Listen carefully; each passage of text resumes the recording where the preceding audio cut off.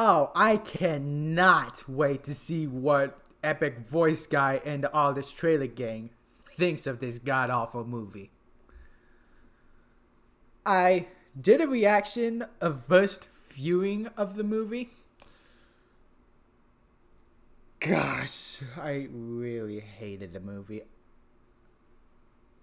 I mean, I screamed a couple times in the video.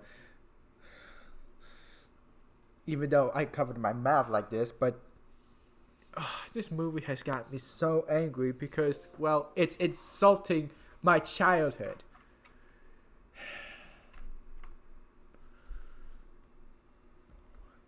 Like, what the hell is this? Fuck it, I'm not gonna question it.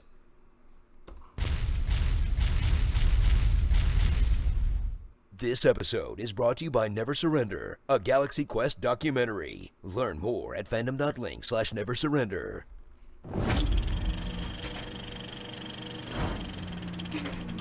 Cinderella transformed a passive heroine into an active hero. Jungle Book crafted a narrative out of scattered source material. The other ones were movies. Now, Disney's next live-action rehash will update the original by doing the exact same thing, but somehow 30 minutes longer and drained of all of its charm. Whoa. How bleak is that? The Lion King, live action, except, still animated, but like super realistic. You know what, forget it.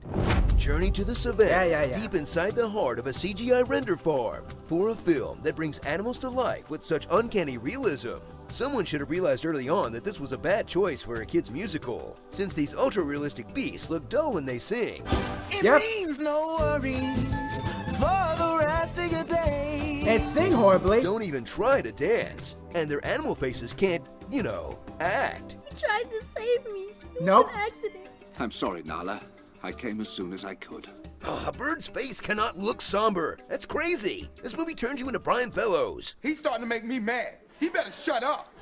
Experience the story of Simba the Aristocat one last time, or at least until execs raise concerns about Q3 2029 revenue projections. He's an entitled fail-son who loves to bully his subordinates. But when his dad loses his grip on the royal protection racket, he'll dick around in the jungle for a few years while the women hold everything together, then beat his society's permanent underclass back to the ghetto where they belong. It'd play a lot different if we ever saw a lion rip his dinner's guts out while it screamed for mercy, but then kids might get confused. That kind of would have been awesome and maybe a little bit disturbing, but that would have been a far better movie. Potentially. Witness so much more than celebrities doing a table read of The Lion King while a nature dog plays on mute in the background. They also get to do some light shtick, like James Earl Jones, who for a guy who's almost 90, sounds like a guy who's almost 80. Everything the light touches is our kingdom. Billy Eichner's nihilism, that probably stayed in the final cut because every adult is asleep by the time he shows up. It's no circle. No. It's a line. Yeah. It's a meaningless line of indifference. Seth Rogen farting. And Beyonce Knowles Carter's many glorious Beyonceisms, whether it's one of her motivational Beyonceings. You are our queen. You have to take your place as king. This is your responsibility. You're not the Simba I remember. If you want to get him, you have to get through us.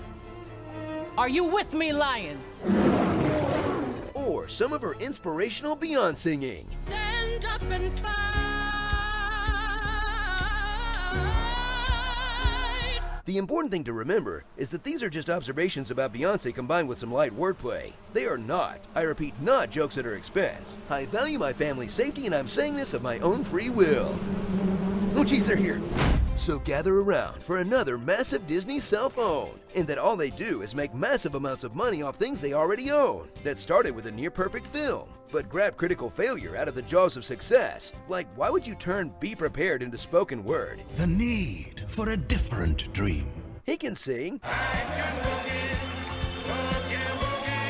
Anyways, gather anyone born after 1994 for another spin on the Hollywood Circle of Life, where an original story is born. Disney adapts it, makes it into an animated classic, craps out some direct-to-video sequels, remakes it with a bunch of CGI for the next generation, watches butthurt critics decry the state of modern cinema, and laughs all the way to the bank to do it all again. Yes, Disney, we know you're selling us the same ball of crap over and over until we stop paying for it, but you Yep. don't have to rub it in our faces. That is literally symbolizing the entire movie.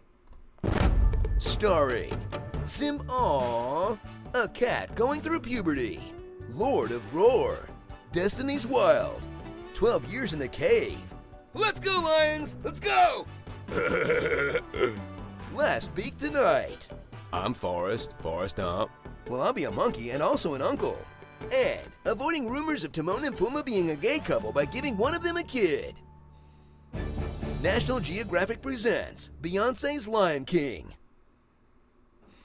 This movie has a huge problem telling day and night apart. The lion sleeps tonight. And if he falls in love tonight. Yeah, it's not tonight, is it? It's daytime!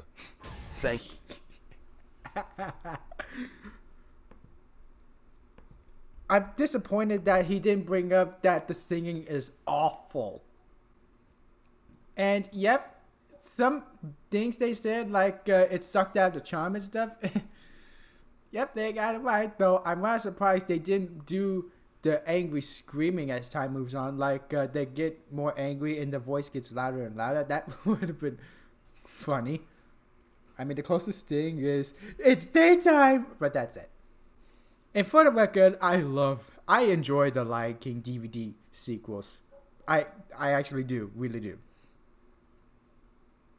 And besides, I'm pretty sure a lot of people will agree that Lion King 2 is okay, and 1.5 is actually considered to be one of the best, if not the best, Disney sequel. I love to see what CinemaSins... I can't wait to see CinemaSins rip this movie apart. Amongst some other critics. And if you're stupid enough to watch it, I am so sorry.